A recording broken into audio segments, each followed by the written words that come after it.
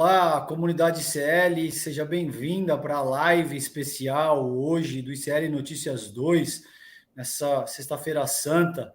Estamos aqui, eu e o caríssimo Leandro Demori. Demori, boa noite, querido. Como é que tá por aí, cara? Fala, Cezão, tudo certo? Boa noite, comunidade CL. Já vai deixando like, comentando, aquela coisa toda, né, César? É isso aí que é muito importante para a gente. E vamos lá, porque tem bastante coisa, né, Demori, para a gente avaliar hoje, cara. Eu gostaria de começar explorando essa notícia aqui de que o governo Lula tirou os Correios e outras estatais do plano de privatização. É algo bastante importante, né, Demori? Porque a gente sabe que desde o golpe jurídico, midiático, parlamentar de 2016 contra a Dilma Rousseff, o Michel Temer assume com essa proposta, com uma agenda neoliberal muito agressiva. A gente sabe que isso foi, de muitas formas, a principal causa, inclusive, do golpe. E agora o governo federal publica esse decreto, retirando os Correios, a EBC, que é a empresa Brasil de Comunicação, a ECT, que é a Empresa Brasileira de Correios e Telégrafos, Dataprev, informações da Previdência, a Nuclebras, que é equipamentos pesados, SERPRO, Serviço Federal de Processamento de Dados, a Agência Brasileira Gestora de Fundos Garantidores e de Garantias, e o Centro Nacional de Tecnologia Eletrônica Avançada do PND, que é o eufemismo que eles usam para esse Programa Nacional de Desestatização. A gente sabe que, na verdade, isso tem um viés bastante neoliberal, bastante agressivo contra o povo brasileiro, e também excluiu do Programa de Parcerias de Investimentos, que é o PPI, outras 3 empresas, que é o Conab, Armazéns e dos Imóveis de Domínio da Companhia Nacional de Abastecimento, a Empresa Brasileira de Administração de Petróleo e Gás Natural. A gente vai falar mais com o Demori ainda nessa live acerca do Petrosix, um negócio que foi bombástico aí essa semana. Nós vamos retomar isso daqui a pouquinho. E tirou também a Telebrás, de telecomunicações, né? E também cancelou, Demori, aí eu passo para ti a palavra, os estudos que estavam sendo organizados ali para privatizar Petrobras. Eles já esquartejaram a Petrobras, e a gente sabe que os liberais estão sempre de olho na joia da coroa aí brasileira, né? Querendo privatizar a Petrobras por completo. A gente viu o escândalo que foi o que você desnudou aí com o caso do pai da Gabriela Hardit. Me parece uma boa notícia para o povo brasileiro, esse decreto, né, Demori? Como é que você avalia isso, cara? Cara, eu acho que as pessoas precisam tomar a dimensão dessa decisão do Lula, né? A gente não conseguiu salvar Eletrobras, por exemplo, né? Vamos lembrar que a Eletrobras, César, ela foi vendida no ano passado, e o principal grupo unitário que comprou a Eletrobras e que está pleiteando o controle da Eletrobras é o grupo do Lehman, que controlou as americanas. A gente, assim, a gente não está falando assim sabe, esse assunto às vezes ele passa muito para a questão de ter ou não ter empresas estatais. Olha essa lista que você colocou, isso tudo não são empresas estatais, isso a gente está falando de setores estratégicos que qualquer país do mundo, se pode, controla, né? Então a gente está falando de logística com os Correios, a gente está falando da Serpro, cara, que não é... As pessoas, acho que é importante as pessoas tirarem também o tamanho dos negócios. Às vezes isso é usado, né, também nessa estratégia neoliberal de falar, mas a Serpro, né, ou a tratamento de dados do governo é um negócio pequeno, o governo não tem que cuidar dessas coisas, isso aí dá pouco lucro, isso aí é insignificante. Não é essa a questão, gente. Isso aí é uma das empresas que tratam dos dados de todos os brasileiros. Quais são as maiores empresas do mundo hoje? São empresas de dados. Meta, Google, né? Então, assim, TikTok, enfim, todas elas valem. Essas empresas valem mais hoje do que empresas de petróleo, do que empresas de automóvel, né? Então a gente está na era dos dados. Isso aí já vem sendo explorado há muito tempo, né? Os dados são o novo petróleo nessa era que a gente mora, que a gente vive, né? Então, essa lista de empresas, cara, olha, César, como a gente escapou por por 3 milhões de votos, cara, de ter o governo Bolsonaro de novo aí, e nesse caso o governo Guedes, né? Com todas as máfias que estavam em volta ali, vocês têm noção, gente, de quanto dinheiro, de quanta gente estava urubuzando ali para o Bolsonaro ganhar de novo, e era gente, César, que não estava nem se importando com 700 mil mortos de Covid, com nada disso, é gente que estava ali rodeando essas empresas, né? Desestatização é uma palavra que os burocratas criaram para mentir para as pessoas. Na verdade, é o Brasil abrir mão do controle estratégico de setores fundamentais para o país, para o futuro. Não tem a ver com agora só, tem a ver com o futuro. E aí, se a gente olhar, cara, as vendas que foram feitas no passado, como você bem pontuou, desde o golpe de 16, passando pelo governo Temer, passando pelo governo Bolsonaro, as vendas que foram feitas, boa parte delas, elas não foram privatizações. E eu vou explicar por quê. Elas foram estatizações para governos estrangeiros. Então você tem aí, por exemplo, aeroporto de Porto Alegre hoje.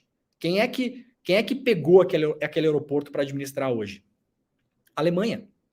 Quem é que comprou várias empresas de transmissão, de distribuição de gás no Brasil, por exemplo, no interior de São Paulo?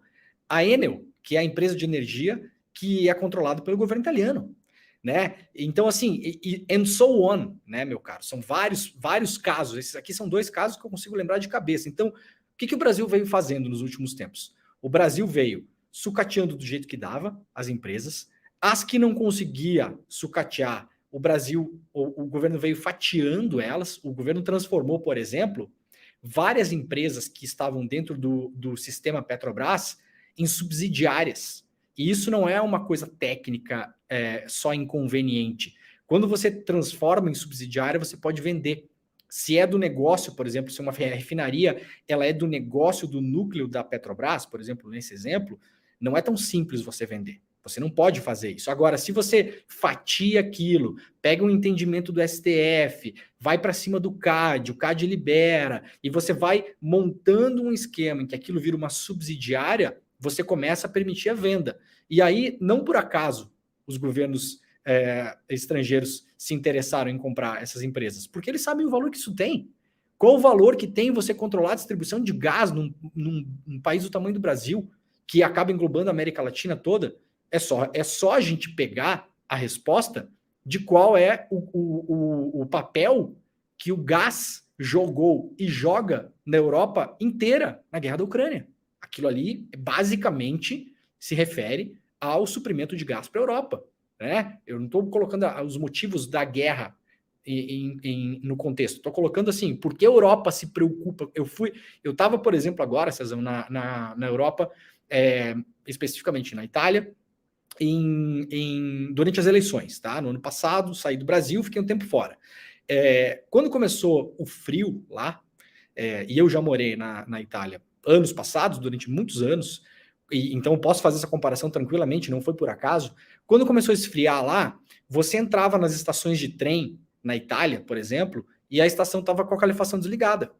Isso me chamou atenção, isso é muito incomum. Qualquer lugar que você entra na Europa, quando tá frio, a calefação tá bombando em todos os lugares, nas casas, nos restaurantes, né, nos locais, no correio, na companhia telefônica, quando você vai comprar um chip, na estação de trem, em todos os lugares. As estações de trem de várias cidades da Itália estavam sem calefação, estavam geladas dentro. Por quê? Porque teve encurtamento de oferta de gás lá. Os caras estavam preocupados mesmo, estavam segurando o gás lá, né? E porque tinha o terror para a população local, inclusive, de passar o inverno todo sem gás para calefação. E passar inverno na Europa, em várias regiões da Europa Central ali, na Itália, mais para o norte da Itália, principalmente, sem calefação, cara, a Itália faz fronteira com a Áustria, tem regiões nevadas, tem regiões montanhosas, é uma questão de sobrevivência, né?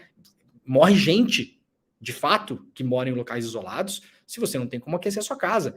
Então, o Brasil está abrindo mão de setores estratégicos no que se refere a gás, petróleo, dados, logística, né?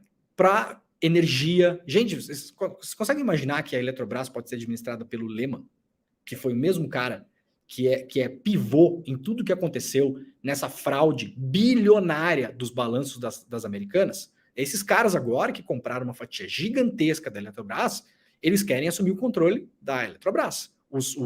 O sindicato dos funcionários está fazendo uma campanha forte para evitar que eles sejam os controladores. Mas, conforme as regras do mercado, César, não vai ser fácil, porque eles têm a maior fatia. E aí a gente se coloca duas coisas importantes. Primeiro, como eu falei antes, nós ficamos a 3 milhões de votos de nos próximos 4 anos não assistirmos todos os setores que o Brasil consegue controlar estrategicamente vendidos para iniciativa privada ou para governos estrangeiros. Isso é a primeira coisa. E aí a outra segunda coisa, mesmo pessoas que estão nos assistindo que podem ser a favor de que o Estado não controle, porque essas empresas ou elas eventualmente são deficitárias, o que é mentira, né? E por que é mentira? Esses grupos estão comprando essas empresas. Elas não são maus negócios. Vocês acham que o Lehman, o Herman Telles e o Beto Sicupira, que são os 3 sócios do 3G Capital, comprariam a maior fatia da Eletrobras se fosse um péssimo negócio? Eles não são loucos nem idiotas, né? Então, se eles estão comprando isso aqui, é porque é um excelente negócio, né? Se a gente remeter agora ao caso da PetroSix, que a gente deu aqui a semana toda, o que aconteceu? Para além do escândalo de subtração de documentos lá dentro, para além de tudo que a gente deu, quem não viu os programas, assista os programas, leia a matéria, porque é escandaloso de fato, e tá recém começando, César, essa história vai esquentar, essa coisa vai andar, tá? Já tá andando, já tá esquentando, mas para além disso, tem um detalhe que a gente não explorou na semana, porque é muita coisa para falar. Agora, dentro do que está sendo falado agora aqui, sobre esse assunto, olha o que aconteceu com a PetroSix.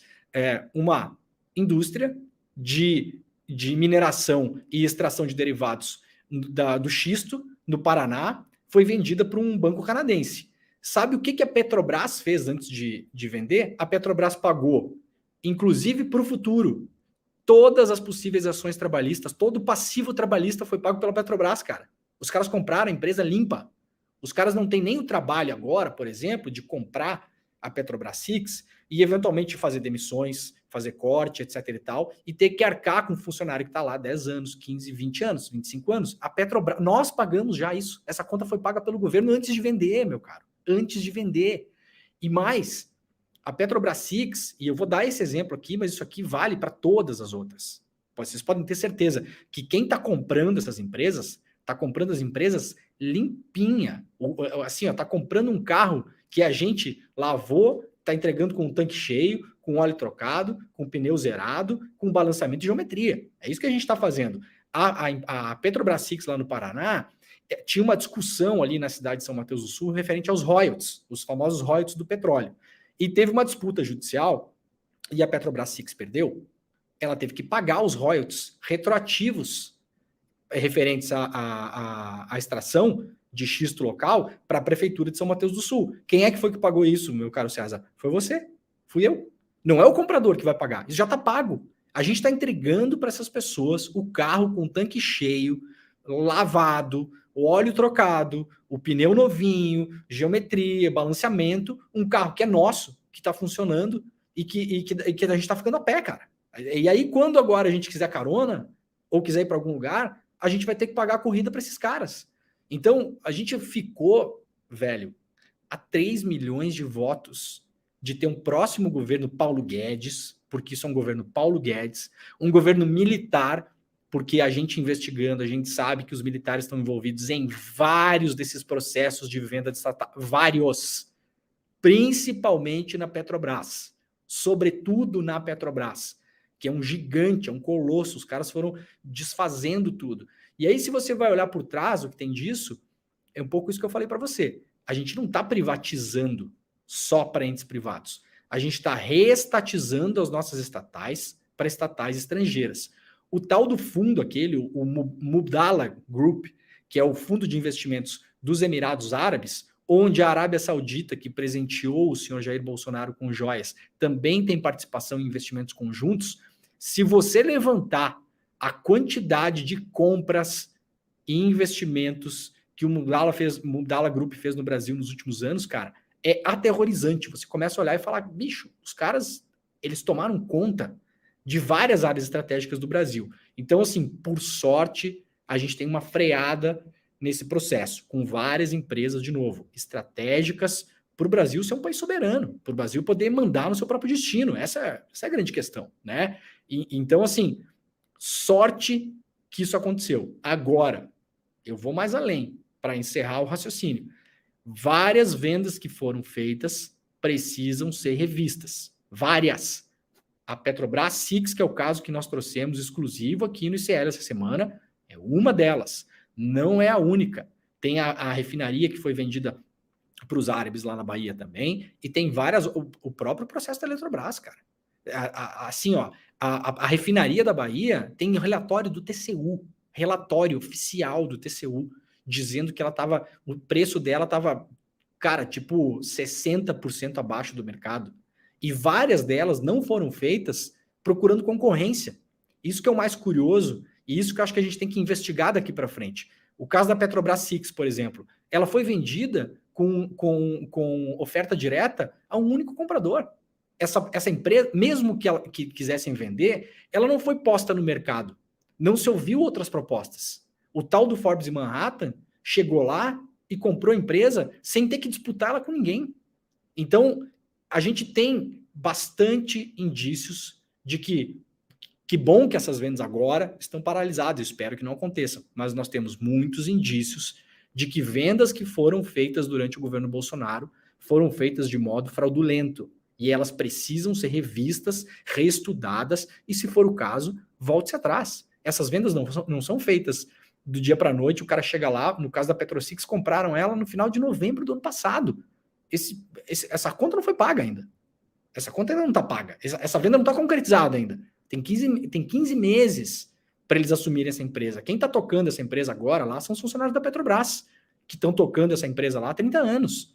Então, parabéns para o governo por ter dado esse primeiro passo. Eu sei que num governo de coalizão, de frente ampla, que é o governo Lula, não vai ser fácil comprar esse tipo de briga. Mas olha, cara, eu não vejo, eu vejo poucas brigas melhores para se comprar do que a revisão dessas privatizações todas, com lupa, com investigação criminal, se for preciso, sabe? Para identificar como elas foram feitas. Tem muito militar envolvido nessas coisas, tem que se olhar para dentro do Conselho de Defesa Econômica também, o CAD, para ver como essas conversas foram feitas ao longo desses tempos todos e ver exatamente quem se beneficiou dessas compras. Esse é o grande ponto, cara. Ótimo ponto, e tem uma questão aí que é sensível, porque infelizmente essas vendas foram concretizadas por um governo soberano nacional, que foi eleito. Então tudo isso vai dar uma dor de cabeça, mas com base nisso que o Demori está colocando aqui, existem indícios que demonstram com muita força que existem uma série de irregularidades. Então, a questão sensível aqui, gente, é que para muito além do nosso jogo político doméstico já ser difícil, isso custa caro junto à própria sociedade internacional. Porque se um determinado governo promove uma venda, ainda que seja, enfim, com todo tipo de complicação, mas isso foi efetivado pelo governo Bolsonaro, entende? Um outro governo, para voltar atrás, isso dá uma série de dores de cabeça, ainda que a gente tenha toda essa materialidade, mas o ponto do Demori é fortíssimo. Você não pode permitir que a soberania nacional seja comprometida por um governo que simplesmente não tem nenhum tipo de compromisso com o desenvolvimento nacional e que está rifando a nação em última análise. Quando o Demori fala, por exemplo, que a última eleição foi decidida aí por 2 ou 3 milhões de votos, é exatamente isso que a gente está dizendo. Você imaginem todas essas questões, por exemplo, que a gente trouxe à baila ao longo das últimas semanas, por exemplo, joias, contratos absolutamente suspeitos, o fato, por exemplo, do comércio bilateral com a Arábia Saudita ter saltado de 1,3 para mais de 5 bi, e isso no que diz respeito à importação, tá? Ou seja, a gente comprando dos sauditas, que é o que interessa nessa medida para o governo árabe. Então, é óbvio que tem muita coisa aí que precisa ser colocada, é óbvio que existe todo um jogo de geopolítica global que dá conta de controlar acesso à informação, acesso a combustíveis fósseis, acesso à tecnologia e pesquisa de ponta. Nada disso, gente, são teorias da conspiração. Esses processos existem e, sobretudo, numa época em que a gente está num processo de reformulação de como a governança global ela é exercida. Então, eu vou dar 2 exemplos aqui, Demori, que eu nunca consegui trazer no programa de fato. A primeira eu tenho certeza que você conhece o Seymour Hersh, que é um jornalista, tem essa newsletter também, que é muito forte, e que ele dá conta de, por exemplo, isso está escrito em inglês, naturalmente, ele é um jornalista estadunidense, ele está te dizendo aí, How America Took Out the Nord Stream Pipeline. Ele está te contando como os Estados Unidos sabotaram o Nord Stream, que é um gasoduto que leva gás da Rússia para a Europa. Por que eu achei pertinente trazer isso quando o Demori estava articulando a fala muito boa dele? Porque isso te dá conta, isso é um jornalista investigativo, que faz um papel de jornalismo investigativo, assim como o Leandro Demori faz esse trabalho com muita força no Brasil, e o cara vai atrás de fatos, tá? Ele não é pró-Rússia ou pró-Ucrânia ou o que quer que seja. Ele é um jornalista que trabalha com investigação, que está olhando para dados e que vai pesquisar, vai desenvolver trabalho de campo. Isso é absolutamente fundamental para demonstrar para vocês como é que essas guerras são travadas hoje em dia. Então, existem sabotagens, existe esse tipo de coisa que o Demori trouxe com a publicação dele aqui no ICL, que o próprio Jean Paul Prates entrou em contato ao vivo, no ar, com o Edu Moreira e falou, nós vamos para cima disso, nós vamos entender exatamente como o pai da Gabriela Hardit e por que a Lava Jato ignorou esses processos que passaram literalmente embaixo do nariz da Lava Jato. A gente tem provas hoje de que a Lava Jato foi instrumentalizada pelos estadunidenses. Você tem declarações, por exemplo, de um procurador americano que chama Kenneth Blanco, te dando conta exatamente disso. Você tem uma pessoa que foi mandada para conduzir a Operação Pontes no Brasil, que chama Karine Moreno Taxman. Tem essa senhora te dizendo como que a gente vai usar a falácia, por exemplo, do combate à corrupção para destituir um presidente eleito ou uma figura que seja muito popular. Eu já dei conta disso em outras ocasiões, mas, por exemplo, é muita coisa, eu vou só resumir, acho que cabe pesquisa para as pessoas que quiserem se aprofundar aqui através de livros e referências que eu estou passando. Com base nisso, por exemplo, no que foi a Operação Pontes, os Estados Unidos estruturaram um negócio que chama FCPA, que é Foreign Corrupt Prevention Act, que é um ato de prevenção à corrupção estrangeira. Com base nisso, o que os Estados Unidos fizeram, por exemplo, é o outro exemplo que eu trago em termos de materialidade para ilustrar isso que o Demori colocou aí com muita propriedade. Eles coagiram um executivo que chama Frederick Pierucci. O Frederick Pierucci era um cara que trabalhava para a Alstom, era um diretor da Alstom. De forma muito resumida, porque eu quero devolver a palavra para o Demori, o que o Departamento de Estado e o Departamento de Justiça dos Estados Unidos fizeram, aliados à General Electric, a GE, foi basicamente alegar que o Pierucci cometeu atos de corrupção. Veja que coincidência. Exatamente a narrativa que foi utilizada para a Lava Jato, que no limite, no mínimo, ignorou esse tipo de coisa do caso Petrosix que o Demori trouxe hoje para a gente. Basicamente, eles alegam que o cara cometeu um ato de corrupção num processo que tinha acontecido 10 anos antes, tá? 10 anos antes, Demori. E, basicamente, no momento em que o Pierucci pisa o solo americano, ele é preso. Ele vai preso. A partir dali, começa todo um processo segundo o qual os estadunidenses operam, que é o seguinte, e veja, não por acaso isso guarda semelhança com o modus operandi aí da própria Lava Jato. É o seguinte, o senhor está sendo acusado pelo governo americano de corrupção e o senhor pode se declarar culpado e jogar o jogo e dançar conforme a gente toca a música, ou o senhor pode se declarar inocente e tentar a sorte dentro do sistema judicial americano. O que a gente já sabe o que significa. O Pierucci, Demori, seria acusado a 70 anos de cadeia. Tá? Eles começam a utilizar esse processo para que a Alstom, que era o Pierucci era executivo da Alstom, diretor, vendesse o setor de caldeiras, o seu setor de caldeiras para a General Electric, porque isso atendia duas questões preponderantes.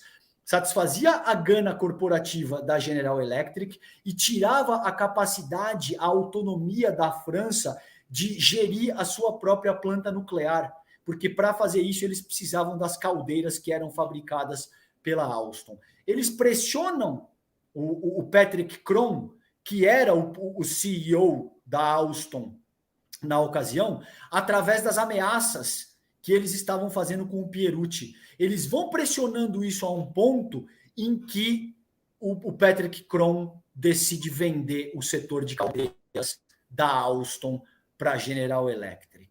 E o que tira, em última análise, a boa parte da independência que a França teria de fazer oposição ao regime estadunidense, em caso, por exemplo, de invasão do Iraque. Porque os Estados Unidos decidem, a gente vai invadir o Iraque. E a França diz não, e para todos os efeitos, toda a Assembleia Geral das Nações Unidas diz que não, vocês não têm autorização para fazer isso.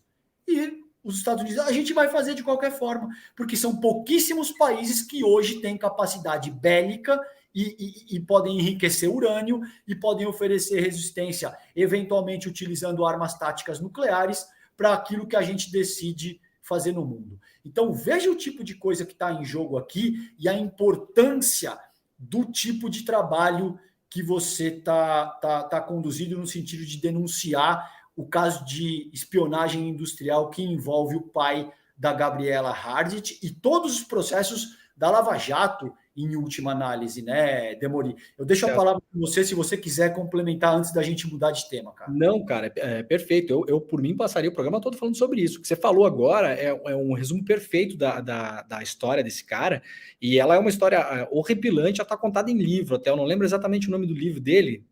Chama Arapuca Estadunidense. A Arapuca Estadunidense, exatamente. E aí você, cara, com essa sua fala, você abre 15 janelas na minha cabeça. Eu vou falar de 3 delas que eu acho que são bastante importantes. Em relação ao Seymour Hersh e a história de que os próprios Estados Unidos teriam sabotado o gasoduto lá no norte da Europa. Eu sugiro que vocês façam um dia, quando vocês estiverem com a Heloísa Vilela, do N2, a nossa colega aqui de ICL, brilhante, que aliás agora está em Brasília, né, trabalhando para o ICL, falem com ela sobre essa história e como, César, a imprensa americana está não só cobrindo e encobrindo essa história, não está cobrindo, está encobrindo essa história, como está tentando também, usando de vários subterfúgios, para tentar destruir a reputação do Seymour Hersh, que é um jornalista que está na imprensa americana há 50 anos e sempre teve reputação com o New York Times, com o Washington Post, deu vários furos, vários escândalos. Esse cara é um monstro do jornalismo mundial,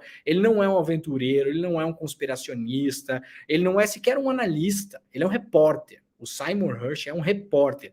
A imprensa americana está jogando, fala com a Heloísa sobre isso, cara. Um dia no N2, você vai ver as coisas que ela conta, jogando isso por baixo do tapete e tentando fazer com que o Hersh, nessa história, passe um pouco por... nessa história ele está sendo meio maluco, ele está sendo conspiracionista, não é bem assim. O que ele traz são evidências concretíssimas que, se fosse para a capa do New York Times, seria um escândalo. Mas aí, como os caras ignoram, eles fazem um pouco esse jogo. E aí, abrindo um pouco mais o que você falou, 2 coisas importantes. O seu exemplo é perfeito para mostrar para as pessoas como o sistema judicial americano trabalha como uma empresa privada de importação de dólares para os Estados Unidos. Isso que as pessoas têm que ter na cabeça. O FCPA que você citou, ele diz o seguinte: se você cometeu algum ato de corrupção em qualquer lugar do mundo, ou ato de corrupção identificado assim como por eles, né? Não, então eles identificam um ato de corrupção. Eles podem fazer duas coisas. Os agentes americanos do FBI podem viajar pelo mundo coletando informações, mesmo que de modo ilegal, e essas informações podem ser usadas nos processos lá nos Estados Unidos. Então, por exemplo, o que aconteceu no Brasil? Agentes americanos do FBI se encontraram com os procuradores da Lava Jato. Isso está documentado, para as pessoas não parecerem que a gente é um bando de maluco aqui, tá? Isso está documentado. Tem documentação oficial da entrada dos agentes aqui, dos encontros que eles tiveram com o Deltan Dallagnol e com a turma dele, está documentado, e nas palavras de um próprio procurador, que é o Vladimir Aras, que não é o Augusto Aras, é um outro procurador, o Vladimir Aras, lá nas conversas da Vaza Jato, ele, Vladimir, como colega procurador do Deltan, fala: vocês não podem fazer isso, vocês precisam passar pelos canais oficiais, vocês precisam comunicar o Itamaraty e o Ministério da Justiça para receber essas pessoas aqui, para falar com elas.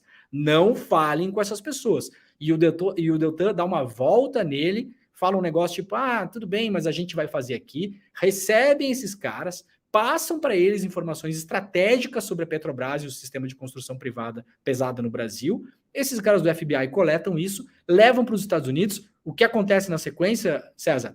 A Petrobras é condenada a pagar uma multa de quase $1 bilhão nos Estados Unidos para investidores americanos de um escândalo de corrupção que aconteceu no Brasil, com uma empresa brasileira, com políticos brasileiros, com empresários brasileiros, com dinheiro brasileiro. Mas os Estados Unidos, como polícia do mundo, eles falam: não, mas se passou aqui pelos Estados Unidos alguma coisa no meio desse negócio, a gente pode sim instaurar um processo aqui. A Petrobras foi lá, fez um acordo, e o que aconteceu? A sua grana, César, a minha grana, que a gente gerou aqui no Brasil, abastecendo o nosso carro, comprando comida, porque é transportado, com petróleo, com óleo, né? Tudo que a gente botou de dinheiro aqui, a gente mandou lá para os Estados Unidos quase $1 bi do nosso dinheiro, da nossa grana. Porque os agentes do FBI vieram aqui, coletaram as informações que eles precisavam e foram embora. Isso com a ajuda da Lava Jato, para a gente deixar bem claro.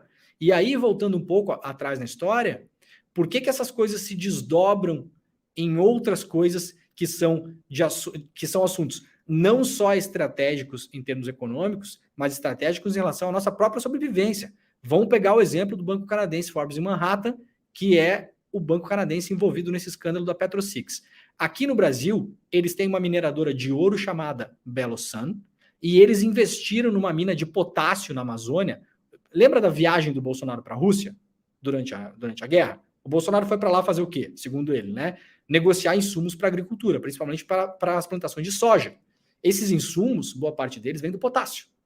E nós temos potássio aqui na Amazônia. Esse mesmo cara do Forbes Manhattan, que levou de barbada a tecnologia PetroSix, como a gente viu, e tem essa mina Belo Sun, que é uma mineradora de ouro na Amazônia, toda enrolada, cheia de problema. Tem também uma terra para minerar potássio no Brasil, tentou desembaraçar isso muito tempo com o governo Dilma. Dilma, na hora que descobriu, falou: não, a gente não vai deixar esses caras minerar potássio aqui. Conseguiu entrar no governo através do governo Bolsonaro, com a ajuda do general Hamilton Mourão. O general Hamilton Mourão é uma das pontes desse cara com o governo brasileiro. E sabe onde está essa terra de potássio desses caras, César? Em terra indígena. Então eles têm interesse total em liberar a mineração em terra indígena. É um interesse direto deles. Então vejam como essas coisas, elas se desdobram, inclusive em questões ambientais que são fundamentais para a nossa sobrevivência. Não tem nada a ver com economia aqui. Porque os caras estão de olho lá e eles vão mover mundos e fundos para conseguir minerar lá. E se eles conseguem liberar, eles avançaram em relação a isso durante o governo Bolsonaro. Por sorte, de novo, ficamos a 2 ou 3 milhões de votos de não ter essa tragédia acontecendo. Se eles liberam essa mineração de potássio em terra indígena na Amazônia, esses mesmos caras da Forbes e Manhattan que ganharam o PetroSix no Brasil, os mesmos que tem Belo Sun, isso abre precedente para mineração em terra Yanomami, em terra indígena no Brasil, na Amazônia inteira, meu cara. Então a gente está falando de coisas aqui que se puxar o fio, meu velho, a coisa não para mais. Então não é só assim, de novo, vamos evitar, e a Serpro, ou essa indústria aqui para o Brasil é uma coisa pequena, desenvolver microchip, não faz mais sentido entrar na corrida de microchip, então vamos vender a Ceitec que tem lá no Rio Grande do Sul. Não faz o menor sentido. A Serpro lida com 35 milhões de pessoas, o dado de 35 milhões de pessoas. Então, imagina que... cara, deixa eu puxar, porque eu acho que é muito pertinente isso que a gente está debatendo aqui, Demori. Tem um vídeo, o Lula fez uma fala considerando aí o conflito da Ucrânia, né? A gente sabe que ele vai viajar semana que vem agora para Pequim, ele tem um encontro marcado com o Xi Jinping, né? Presidente chinês, e ele fez uma fala, eu vou pedir para a gente colocar no ar aqui, que eu gostaria, vamos ouvir e depois a gente comenta aqui. Vamos dar uma olhada no que diz o Lula. A guerra, se comparada, é mais ou menos semelhante, ou seja, ela começou, alguém tem que parar. Os dois que começaram não vão tomar a iniciativa de parar. Alguém de fora tem que ajudar. E eu estou convencido que tanto a Ucrânia quanto a Rússia estão esperando que alguém de fora fale, vamos sentar para conversar. Não é necessário ter guerra. O que o Putin quer? O Putin não pode ficar com o terreno, da Ucrânia. Não vamos, talvez nem se discuta a Crimeia. Mas o que ele invadiu de novo vai ter que repensar. O Zelensky não pode também querer tudo o que ele pensa que vai querer, A OTAN não vai poder se instalar na fronteira. Então, tudo isso é assunto que a gente tem que colocar na mesa.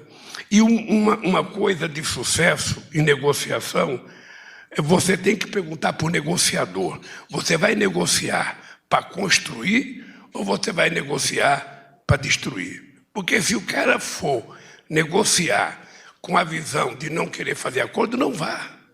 Não compensa negociar. Tá. Várias coisas aí que eu vou dar a minha opinião e eu quero ouvir a tua, Demori. Veja, como eu entendo, o que está em jogo aí, eu já fiz essa análise hoje, inclusive. É uma questão muito mais sensível do que o embate entre Rússia e Ucrânia. A gente está passando por um processo de reformulação na geopolítica global que vai determinar um novo modelo de governança. Você tem um pesquisador, por exemplo, indiano, jornalista, que chama Sanjaya Baru, Demori, que é um cara muito bom, e que diz o seguinte, a gente está deixando um modelo de unipolaridade para entrar no que ele chama de bimultipolaridade. O que o Sanjaya Baru quer dizer com esse conceito é o seguinte, a partir desse ponto, você vai ter um bloco liderado por China e outro bloco liderado por Estados Unidos e os países satélites que se alinham ou aqui ou ali, podendo haver variações dependendo do interesse, dependendo da época, mas fundamentalmente você vai ter esses grandes dois pilares que ele caracteriza como bimultipolaridade. Cara, isso é uma questão milenar agora, que desde a Guerra do Peloponeso, Tucídides já falava disso, Demori. É um cara que te diz o seguinte, quando você tem uma potência consolidada, que no caso da nossa época são os Estados Unidos, e outra potência ascendente, que na nossa época se caracteriza na figura da China, existe uma inclinação quase inexorável ao conflito. Por quê? Porque essas duas forças elas precisam testar as suas respectivas capacidades para então achar um ponto de equilíbrio, que é o que os realistas, uma vertente das relações internacionais, chamam de o balanço de poder. Esse é um termo que vem do inglês. Então, até esse balanço de poder ser encontrado, como se é o que acontece, por exemplo, durante a Guerra Fria, depois da crise dos mísseis na década de 60, é o que acontece quando surge o modelo unipolar após o desmonte do campo soviético no começo da década de 90. Agora a gente está entrando em outro momento. Então me parece que a fala do Lula me preocupa, porque ele aborda a questão a partir do ponto que é uma questão de conversar com o Putin e com o Zelensky. E não é esse o caso. A questão é infinitamente mais completa do que isso, e você teria que conversar, se esse fosse o caso, com todo o Ocidente, sobretudo com o regime estadunidense, e você tem que conversar do outro lado com essa força emergente que é sobretudo a China e com os russos, porque sem o apoio, sobretudo econômico, da China nesse momento, Demori, fica muito difícil para a Rússia. Então você tem uma mesma dinâmica relativamente análoga ao que foi estabelecido durante a Guerra Fria. Tem muita gente que critica esse termo, mas para efeito de compreensão, esse é o termo que é utilizado no âmbito histórico, com a diferença de que a União Soviética nunca foi a potência econômica que a China é hoje. Então, existe um novo modelo de governança global. A questão não é tão simples quanto dizer: Putin, tudo bem, você leva a Crimeia, você abre mão da região do Donbás, e o Zelensky e os ucranianos também, a gente chega num denominador comum e pronto. Não é o caso, porque você tem forças estrangeiras exercendo ingerência aí nessa questão, a essa altura, de ambos os lados. Então, o Brasil, a meu ver, deve buscar a negociação da paz, mas sem fazer sugestões tão específicas quanto essa. Sem chegar ao ponto de dizer: não, Putin, você não vai ficar com esses territórios aqui, porque esse já é o cerne do conflito, entende? E você vê que a proposta, quando foi colocada nesses termos, muito prontamente a Ucrânia já rechaçou. Já disse: não, a gente já não aceita, me parece que o senhor está muito bem intencionado, obrigado, mas essa é uma questão muito sensível que para o povo ucraniano não aceita, e eu acho pouco provável que os russos também vão aceitar. Então me parece que a gente precisa buscar uma resolução e um denominador comum, Demori, mas sem ser tão categórico na forma como o conflito deve se desenrolar, porque isso pode gerar um desgaste para o governo brasileiro e para a própria figura do Lula, considerando que é uma questão absurdamente sensível. Eu passo para ti, querido, a palavra. Perfeito, cara. Não, eu tô te ouvindo aqui e pensando e aprendendo também, né? E pensando como eu acho que essa viagem que o Lula faria para a China e foi adiada, se a gente colocar ela no tabuleiro dos acontecimentos, muito possivelmente esse adiamento da viagem para a China, o Lula estava doente, né? Ele pode ter tirado o Brasil da mesa de negociações como negociador dessa guerra. E vou explicar por quê, tá? Fazendo um raciocínio bem rápido aqui. Na semana passada, o Celso Amorim se reuniu com o Putin, oficialmente, em Moscou, né? Para falar sobre a guerra.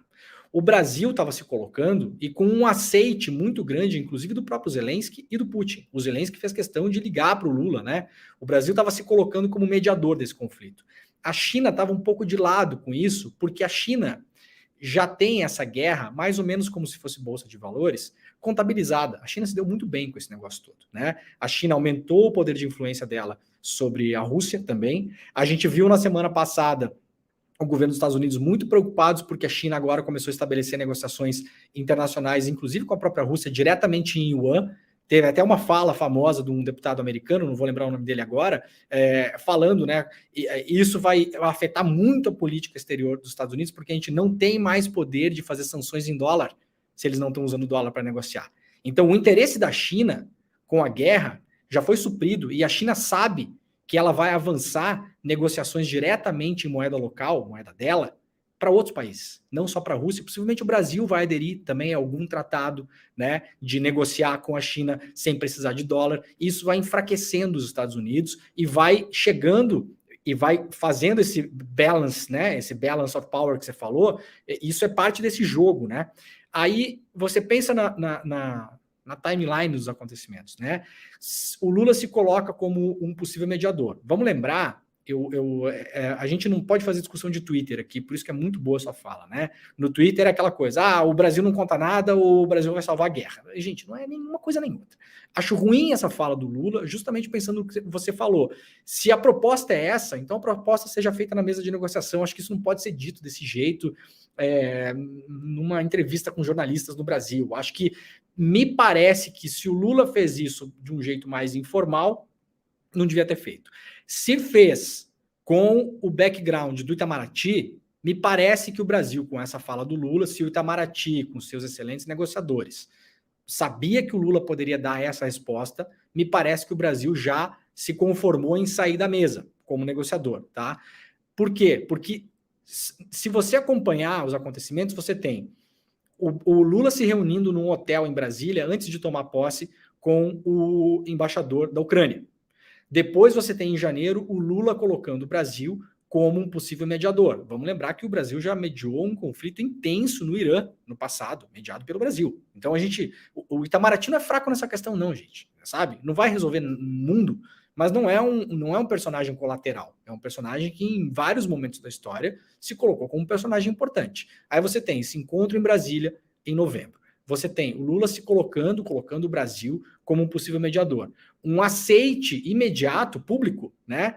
Tanto por parte dos russos como por parte do Zelensky. O Zelensky fez questão de ligar para o Lula, publicizou isso, a ligação aconteceu, o Zelensky falou que aceitaria o Brasil como mediador, contanto que suas reivindicações fossem aceitas. Claro que só tem um jeito da Rússia ou da Ucrânia, unilateralmente, César, nesse conflito, fazendo o que quiserem, vencendo a guerra. Se elas não vencerem a guerra, vai ser aquela clássica discussão jurídica que se tem muitas vezes. Você tem um contencioso e brigou com... Vou fazer uma coisa muito simples, né? As pessoas vão entender. Você tem um problema com um vizinho, bateu o carro, sei lá, e aí aquilo escala. E quando tem uma resolução jurídica, é a clássica resolução que não agrada a ninguém. No conflito da Ucrânia e da Rússia, não há mediação possível para fazer com que Rússia e Ucrânia saiam dessa mesa contentes. Você pode ter certeza, César, seja negociado do jeito que for, se não tiver submissão por armas de um país ao outro, os dois sairão descontentes. O Putin vai sair dizendo, mas a OTAN, mas eu quero mais território, isso aqui era a Rússia lá, e o Zelensky vai sair falando, mas a Crimeia, mais isso, mais a soberania, os dois vão sair descontentes. Agora, por que eu acho que o Brasil pode ter perdido o timing da negociação com essa semana que o Lula perdeu não indo para a China porque estava convalescente? Porque nota que o Brasil mandou o Celso Amorim para a Rússia no mesmo momento que o Lula ia para a China. E eu acho que eu tenho certeza, na verdade, que essas coisas estavam alinhadas, isso não é por acaso. Enquanto o Celso Amorim falava com o Putin, o Lula iria para a China para falar com o Xi Jinping e para se colocar no grupo dos negociadores. Como esse timing foi perdido, aparentemente, quem vai tomar conta dessa questão a partir de agora, pelo menos do lado russo, é a China. O Brasil pode ficar na mesa? Pode ficar na mesa. Mas me parece que essa fala do Lula é quase um jogar a toalha, né? No sentido de que nós nos colocamos, somos atores importantes, fomos ouvidos diretamente pelo Putin em Moscou e pelo Zelensky por telefone, então recolocamos o Brasil, né? Talvez o objetivo do Brasil nem seja resolver esse conflito, mas recolocar o Brasil nas mesas globais, e recolocou. A gente falava desde lá do começo, a gente não sabe se o Lula vai se dar bem, se o Brasil vai se dar bem ou não resolvendo o conflito, mas o Brasil já se dá bem sendo reconhecido como mediador. Isso é inegável. O Brasil de Ernesto Araújo sai para uma mesa de negociação com Putin e Zelensky, sendo ouvido e sendo considerado. Então o Brasil já ganhou projeção internacional com isso e se reposiciona. Mas parece que a gente está perdendo o timing dessa negociação e ela vai ser assumida pela China agora e pelas potências europeias, né? Ótimo ponto, me parece que é precisamente o caso. Vamos ver como é que isso acontece. O encontro do Lula com o Xi Jinping semana que vem vai ser muito importante para isso, né, Demorim? Isso. E agora tem um tema que eu quero trazer aqui contigo, aproveitar esses 10 minutinhos finais, porque isso é algo que remete à nossa política doméstica, e parece que, além do Bolsonaro, o Bento Albuquerque também deve ser indiciado pela questão das joias sauditas, que o Bolsonaro disse que não pediu, não recebeu, e desde então não para de aparecer estojo com todo tipo de relógio, abotoadura, colares, coisas que valem aí na casa dos milhões de reais. É até difícil precisar o valor, porque cada hora aparece um valor específico, né, Demore? Então, tem essa questão aí que o Bolsonaro deve ser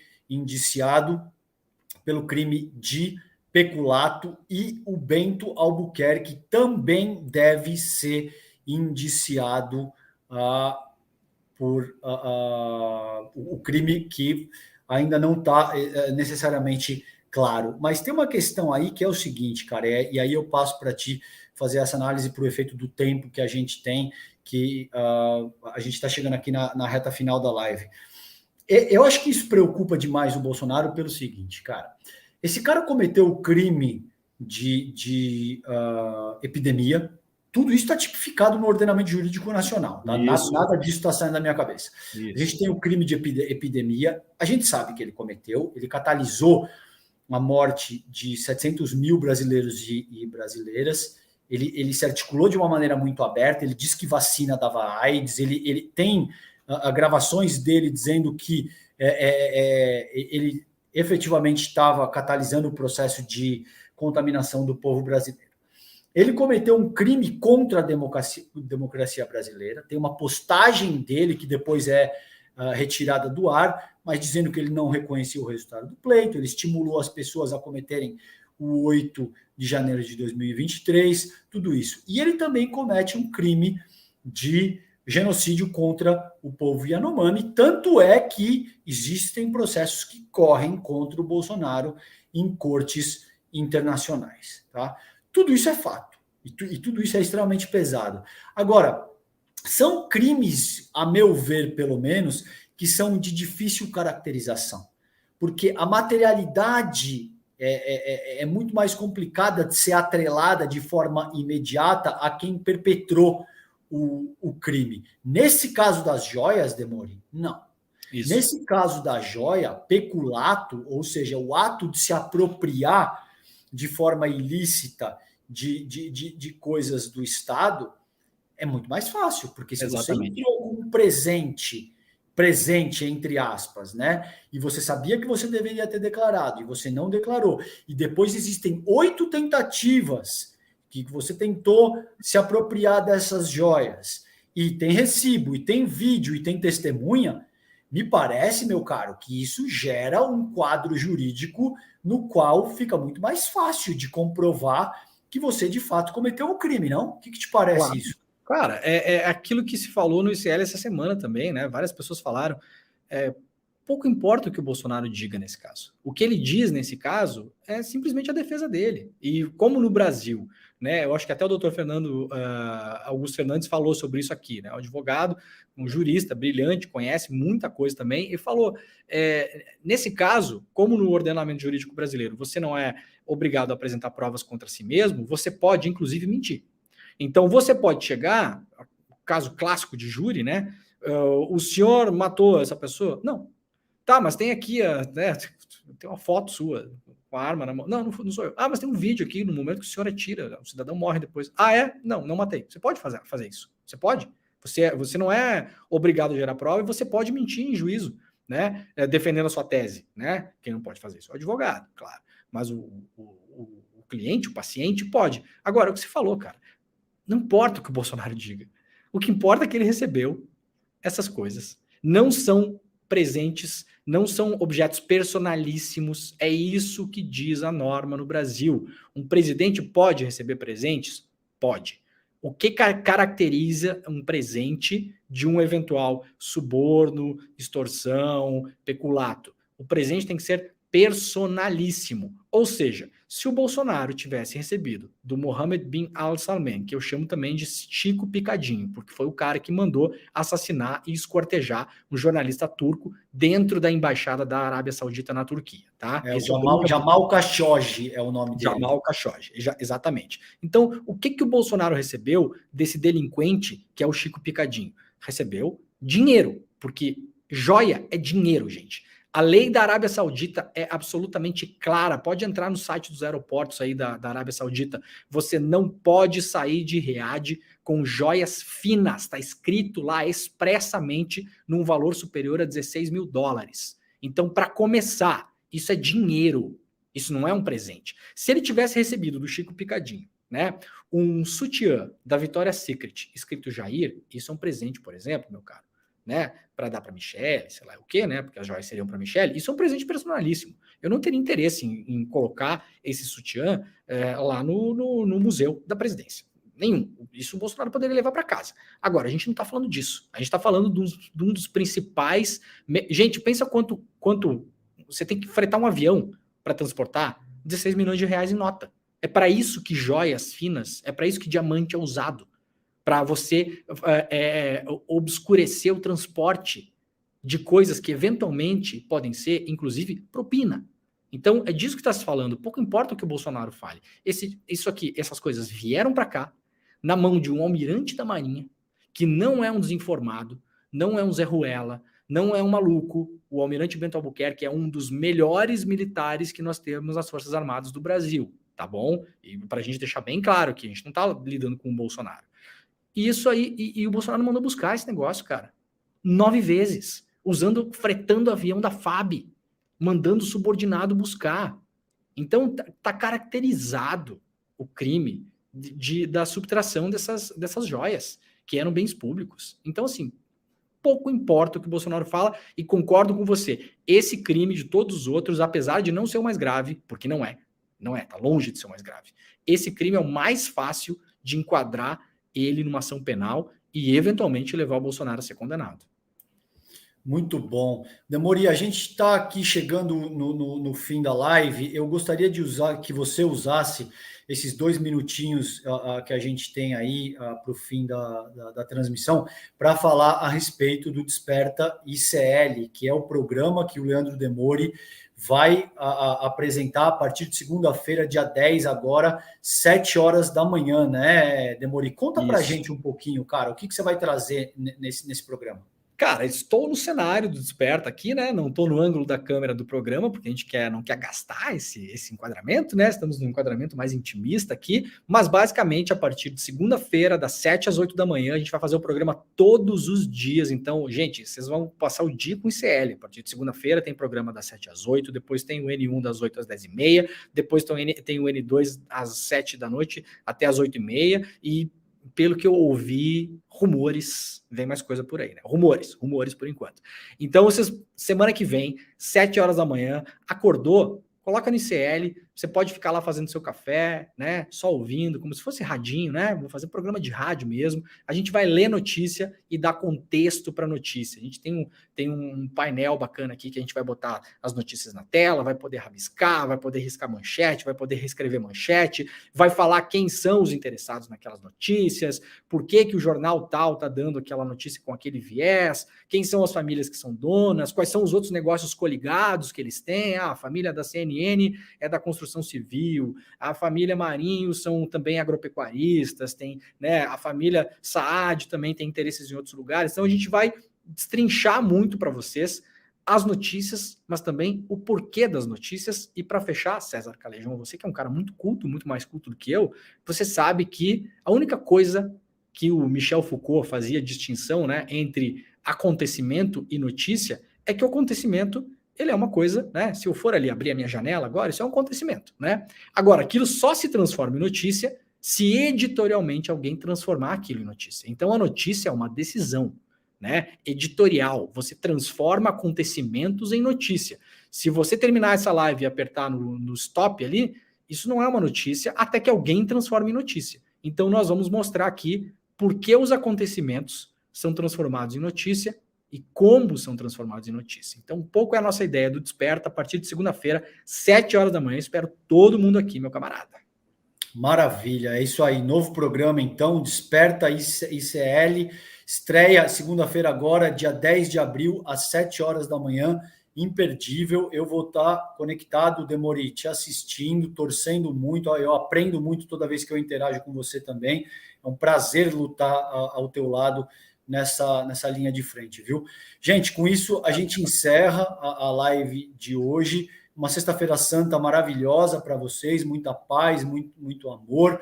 Fiquem bem. Demori, obrigado, querido, pela participação. Segunda-feira estaremos de volta e o N1 às 8 da manhã, o Desperta às 7, o N1 às 8 e o N2 a partir das 7 horas da noite.